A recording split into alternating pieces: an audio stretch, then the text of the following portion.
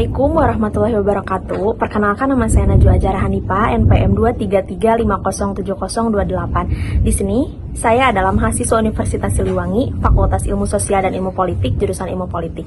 Di sini saya membuat video untuk memenuhi tugas ujian tengah semester mata kuliah Politik Indonesia.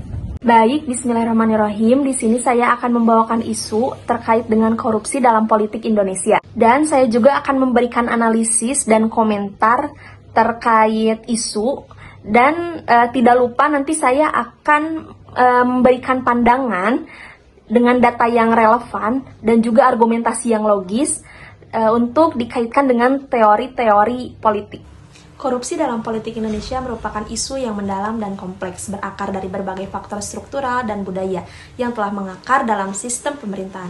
Dalam analisis ini, saya akan membahas dampak korupsi terhadap demokrasi, contohnya dengan adanya kasus nyata. Upaya pemberantasan korupsi di Indonesia belum sepenuhnya efektif. Meskipun telah ada kebijakan seperti pembentukan KPK dan pengadilan tipikor, korupsi sistemik, lemahnya implementasi hukum, serta tekanan politik terhadap KPK menghambat hasil yang optimal. Indeks persepsi korupsi Indonesia bahkan menurun dari 38 menjadi 34 pada tahun 2022, menunjukkan tantangan besar dalam penegakan hukum dan transparansi.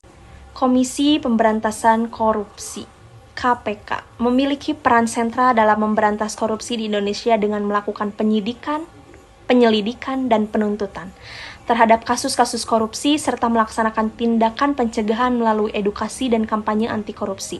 KPK juga berkoordinasi dengan lembaga lain seperti kepolisian dan kejaksaan untuk memastikan penegakan hukum yang efektif, termasuk mengambil alih kasus yang tidak ditindaklanjuti oleh instansi tersebut.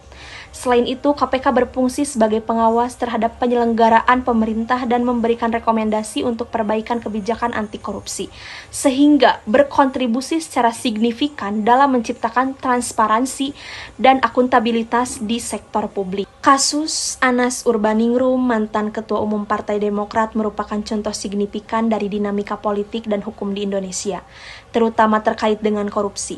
Anas dijatuhi hukuman penjara selama 8 tahun pada tahun 2014 karena terlibat dalam korupsi proyek pusat pendidikan, pelatihan, dan sekolah olahraga nasional Hambalang.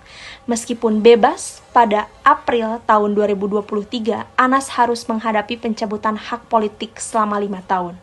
Menganalisis kasus Anas Urbaningrum dari aspek hukum.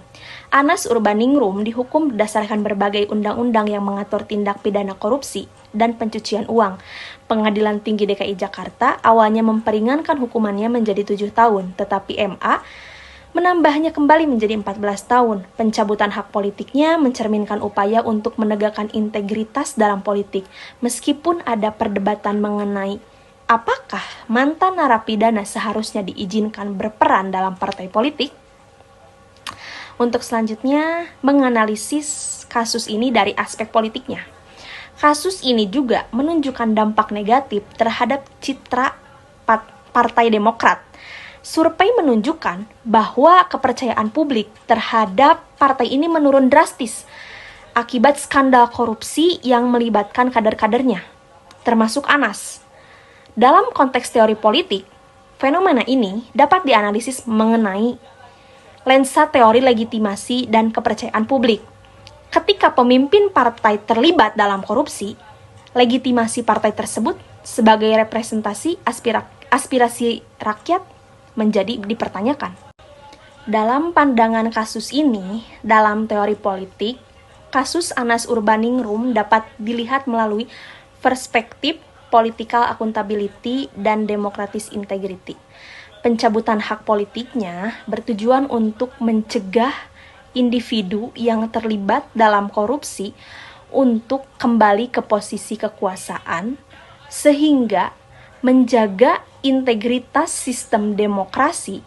Namun, ada juga argumen bahwa pencabutan hak ini bisa jadi tidak cukup untuk memulihkan kepercayaan publik jika tidak diikuti dengan reformasi yang lebih luas dalam sistem politik dan hukum.